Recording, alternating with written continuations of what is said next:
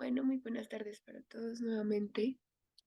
Qué bueno tenerlos aquí en este encuentro académico el día de hoy con Sara Ruiz. Ella es estudiante pasa noveno semestre de medicina y es miembro activo del CEF de Medicina Familiar. Le agradecemos a Sara el día de hoy por preparar esta exposición para todos nosotros. Le damos paso pues para que inicie su charla. Bienvenida, Sara. Gracias. Bueno, buenas tardes. Muchas gracias, Laura. Bueno, en esta tarde yo les voy a hablar del EPOC.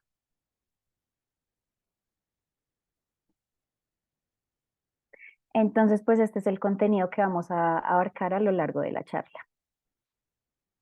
Entonces, como definición tenemos que es una enfermedad pulmonar inflamatoria crónica e irreversible que se va a caracterizar por la limitación persistente al flujo aéreo debido a la obstrucción de la vía aérea, a pesar de que se haga uso de broncodilatadores.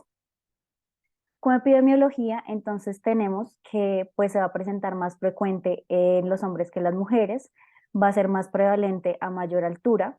Es la tercera causa de muerte en el mundo, donde en 2019 ocasionó 3.23 millones de defunciones y casi el 90% de muertes en personas menores de 70 años se presentaron en países de ingresos medianos y bajos.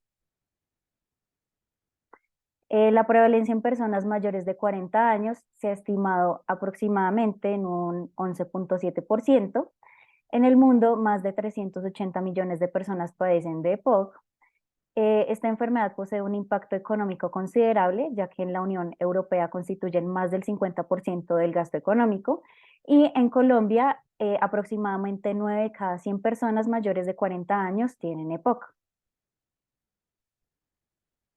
En cuanto a factores de riesgo y etiología, entonces vamos a tener que el tabaquismo ocupa el primer lugar. Entonces, pues los fumadores van a tener mayor prevalencia de síntomas respiratorios y anomalías en la función pulmonar.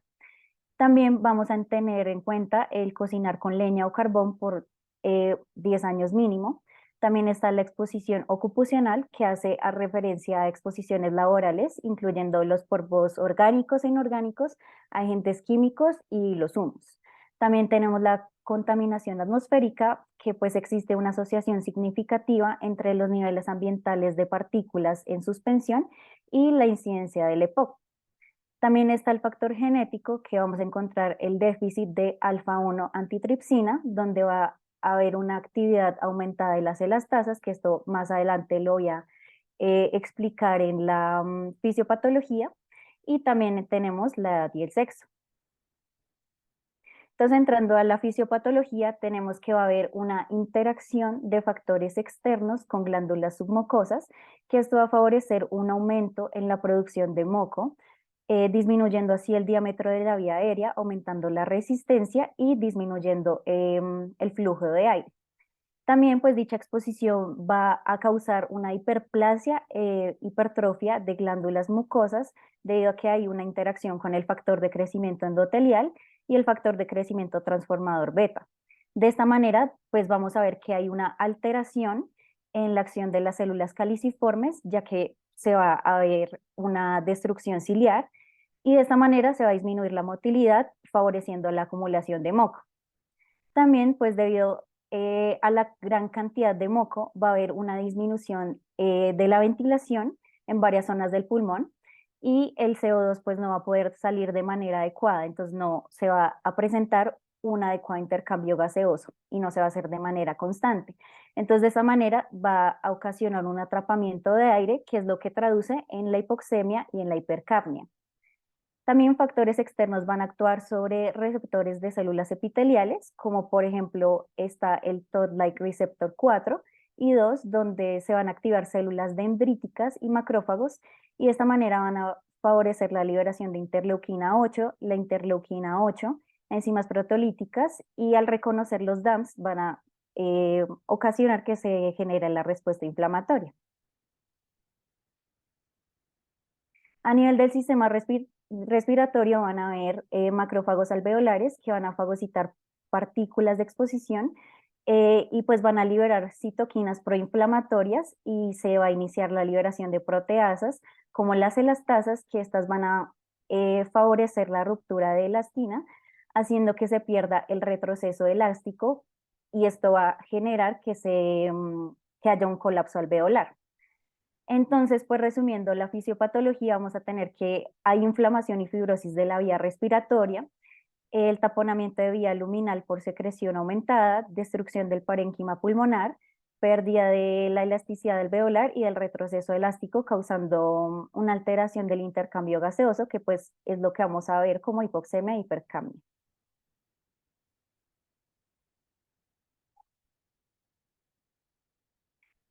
En cuanto a la presentación clínica, entonces pues debemos contemplar el diagnóstico de EPOC en todo paciente que presente disnea y tos crónica, que son pues, por así decirlo, los síntomas clave, junto con una historia de factores de riesgo como lo fue el tabaquismo pesado.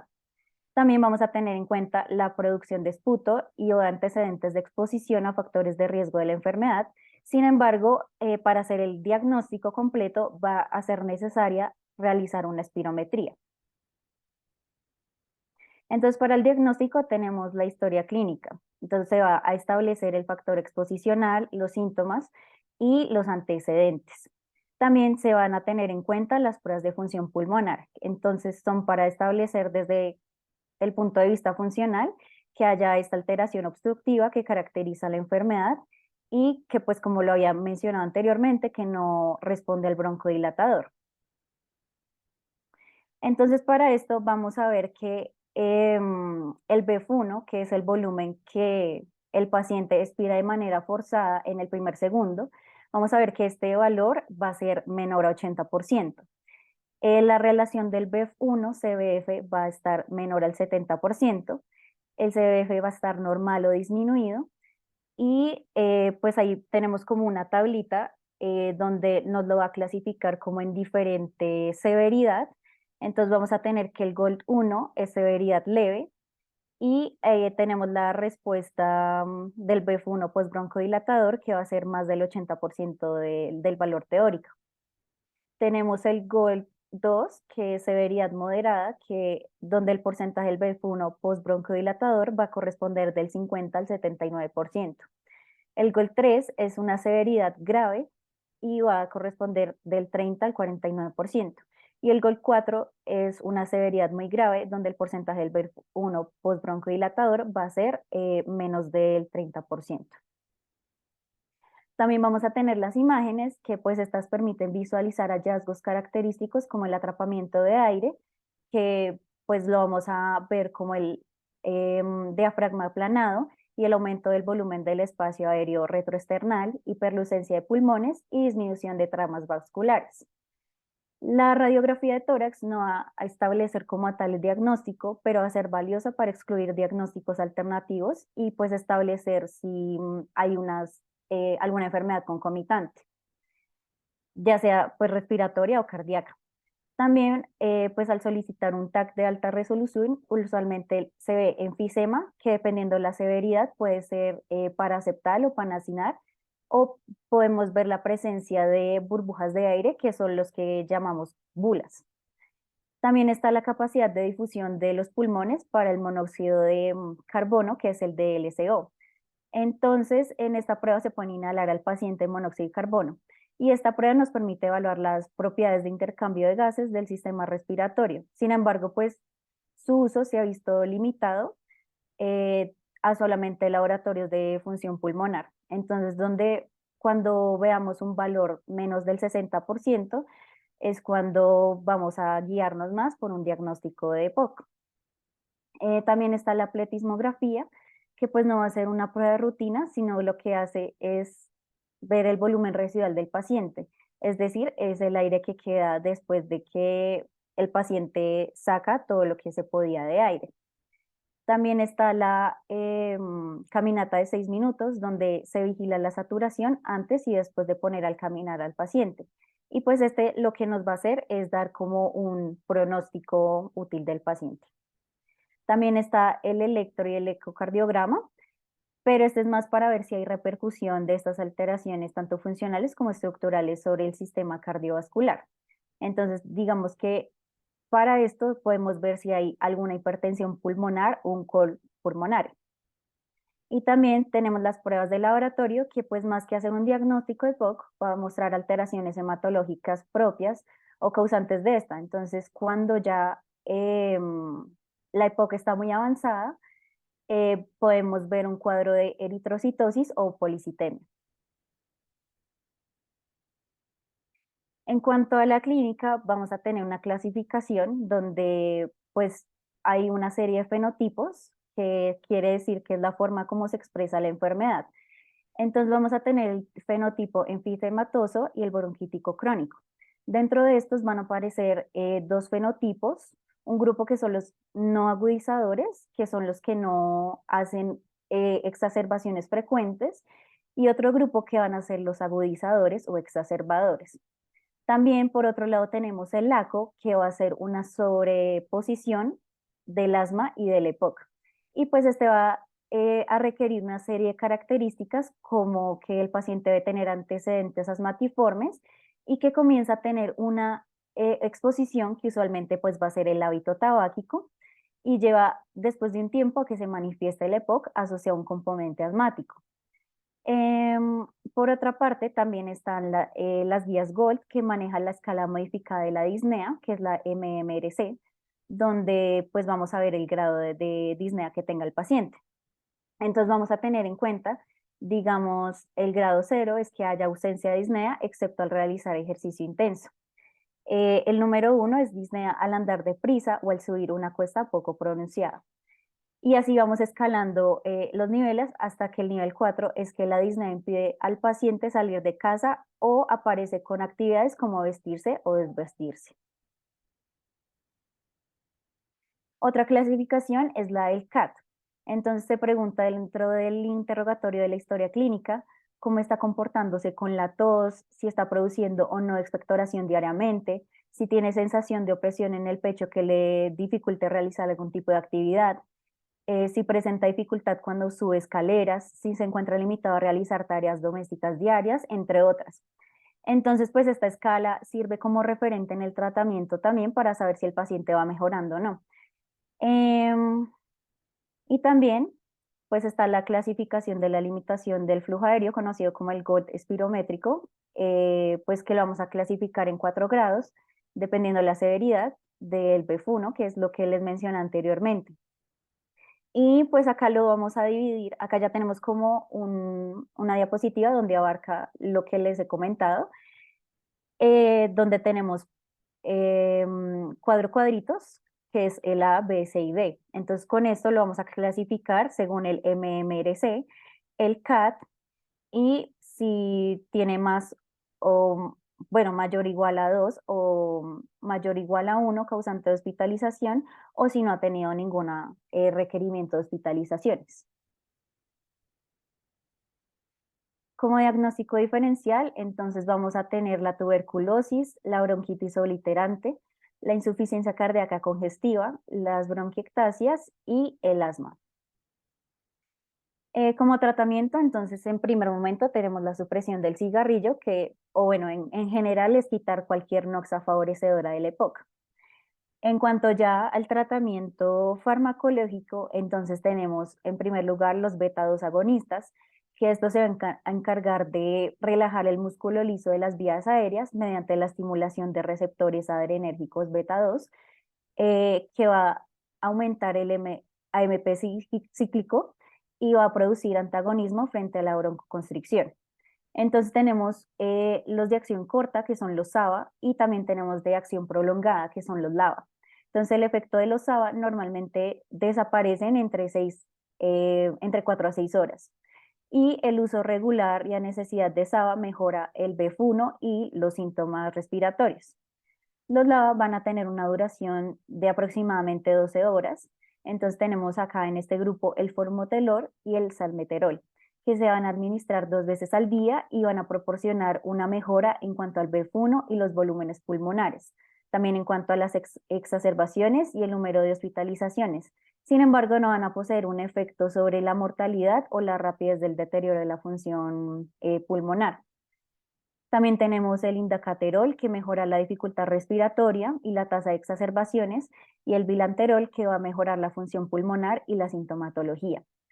En cuanto a los efectos adversos que poseen estos medicamentos, entonces vamos a encontrar la taquicardia sinusal en reposo, temblor somático exagerado y caídas leves de la presión parcial de oxígeno.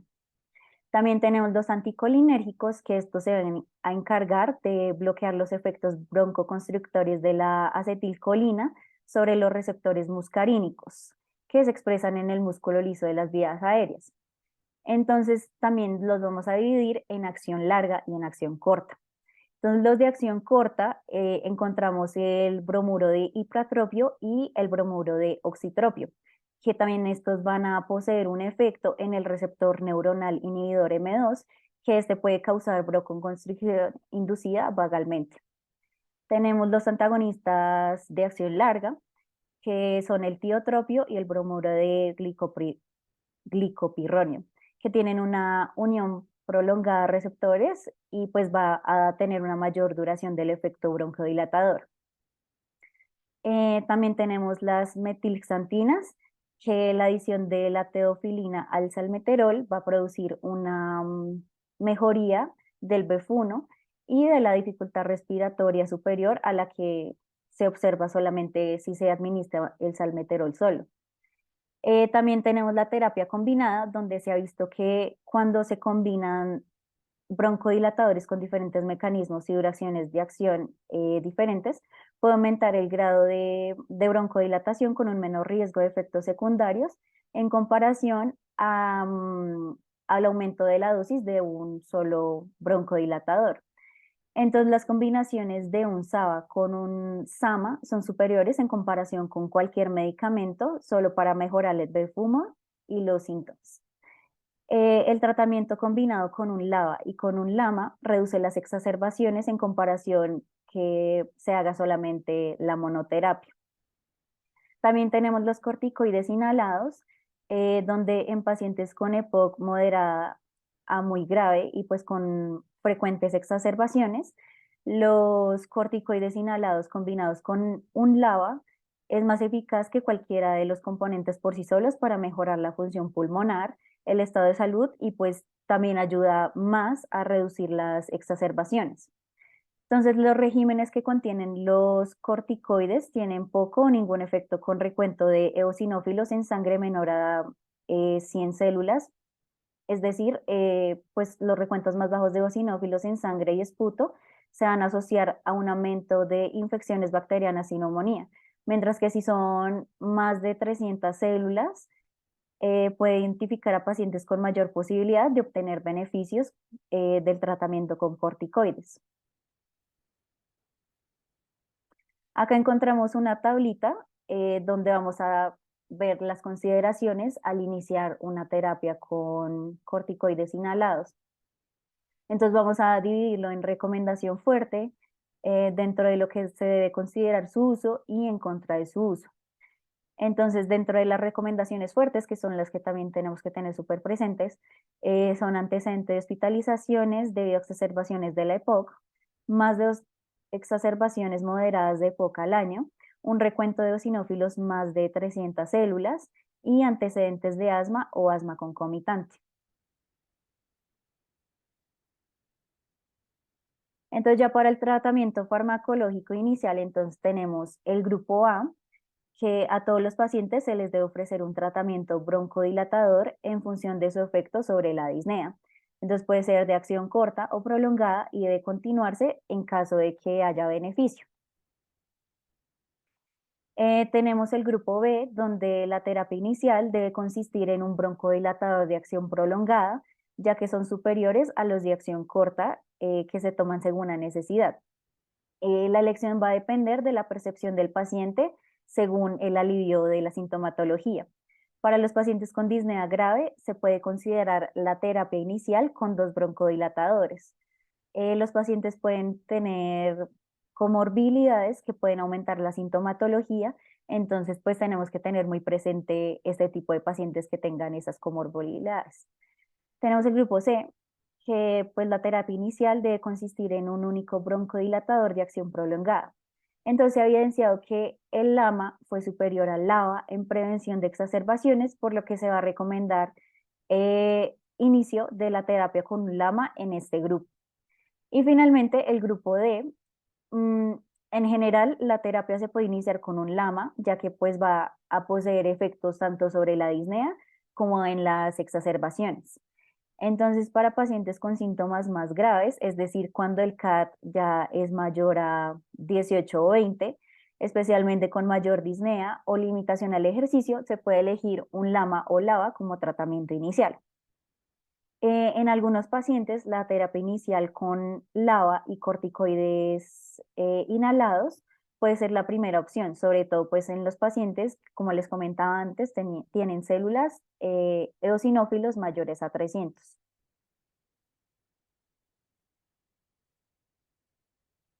En cuanto al tratamiento de seguimiento, entonces los pacientes deben tener cita control para evaluar el nivel actual de síntomas, donde vamos a utilizar la escala CAT o el MMRC y vamos a tener en cuenta la frecuencia de las exacerbaciones para poder pues evaluar el efecto del tratamiento farmacológico. También es importante verificar la técnica de inhalación porque muchos pacientes no creen que están haciéndose las inhalaciones de manera correcta, pero en realidad no, entonces pues ahí no estaríamos haciendo absolutamente nada. Y también tenemos que verificar la adherencia a la terapia, el estado del tabaquismo y la exposición a factores de riesgo. También debemos fomentar la actividad física y considerar la rehabilitación pulmonar. Entonces, dentro de este esquema que tenemos ahí en pantalla, vamos a dividirlo en disnea y en exacerbaciones. Entonces, en cuanto a la disnea, si esta es persistente y está tratado con un broncodilatador de acción prolongada, se recomienda usar dos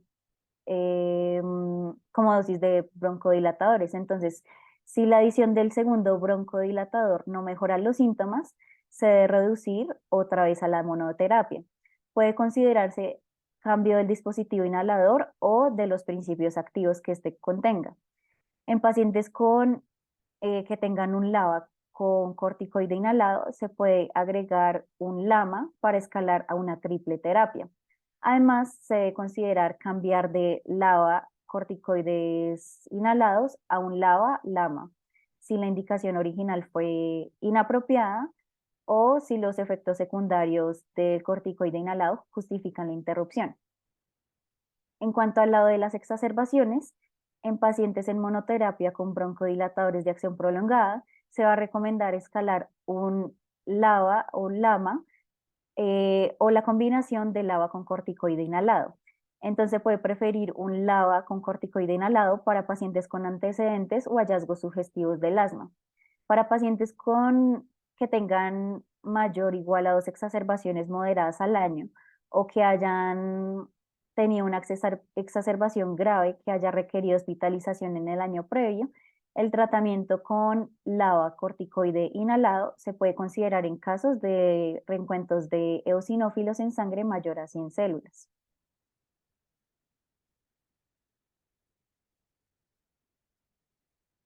En cuanto a la vacunación, entonces vamos a tener la vacunación antigripal en todos los pacientes con EPOC. Esto tiene un nivel de evidencia A. También la vacunación antineumocóxica, que va a ser en todo paciente mayor de 65 años y en los de menor edad con comorbilidades importantes. Esto tiene un nivel de evidencia B. También tenemos la vacunación pues, contra el COVID-19 según recomendaciones nacionales y la vacunación del TDAP en adultos con EPOC que no fueron vacunados en la adolescencia para protegerse frente a la tosferina, que esto tiene un nivel de evidencia B. Entonces, pues también tenemos la prescripción del oxígeno suplementario. Entonces, también vamos a encontrar que es una intervención integral basada para evaluar al paciente y las terapias adaptadas a este que incluyen ejercicios, educación, intervención de autogestión para cambiar la conducta, mejorar el estado físico y psicológico y promover la adherencia a largo plazo a conductas que mejoran la salud. Entonces vamos a ver que la hipoxemia arterial se va a definir como una presión arterial de oxígeno mayor a 55, pero menor a 60 milímetros de mercurio con insuficiencia cardíaca derecha o eritrocitosis. Entonces vamos a prescribir oxígeno suplementario y titular para mantener una saturación de oxígeno mayor al 90%. También tenemos la rehabilitación pulmonar, que pues va a mejorar la disnea, el estado de la salud y la tolerancia al ejercicio en pacientes estables. Y pues va a llevar a una reducción de síntomas de tanto la ansiedad como de la depresión.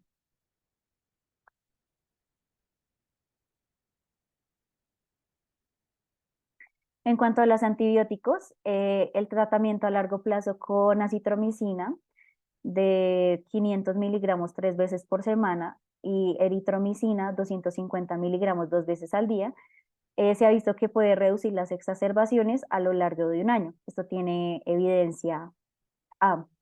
Y pues tener en cuenta que el tratamiento con acitromicina se va a asociar a un aumento de la incidencia de resistencias bacterianas. Esto también tiene un nivel de evidencia A. Entonces tenemos que tener mucha precaución con esto.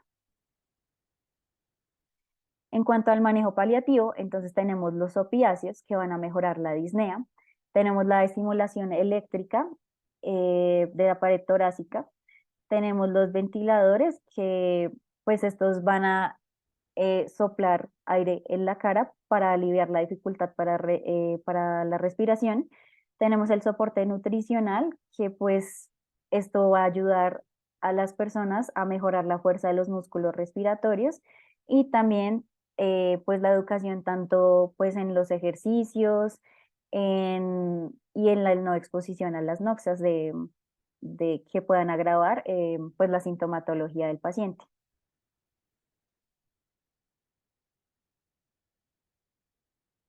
Bueno, Sara, me parece que hiciste como un excelente resumen respecto a las guías, muy completo, te felicito. Pues me gustó mucho tu presentación. Tocaste, digamos que los tópicos más importantes de la guía.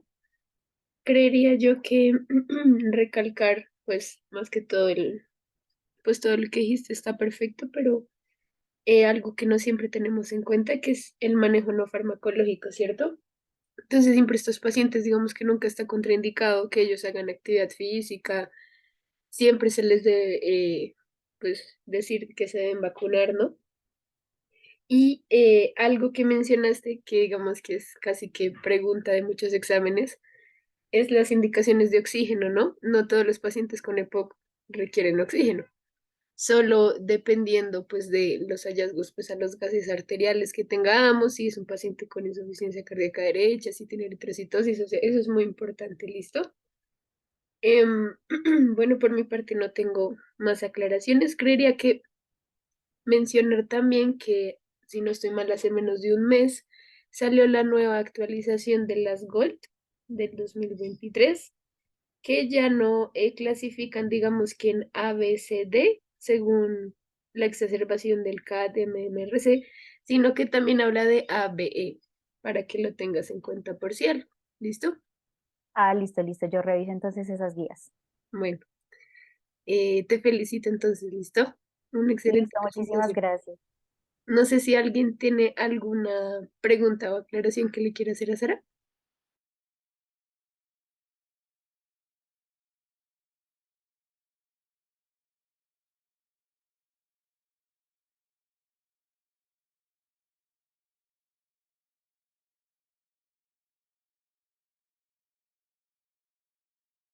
Creería que no, no sé. Acá. Solo felicitaciones. Sí, eso estoy viendo ahí por el chat. Bueno, te felicito entonces, Sara. Para todos, pues esta charla va a quedar subida en el canal de YouTube del CEF de Medicina Familiar para que la puedan revisar y pues les agradecemos a todos por asistir. Tengan entonces una feliz noche. Gracias, Sara. Listo. No, a ti muchísimas gracias. Que estén bien. Bueno, que descansen. Hasta luego.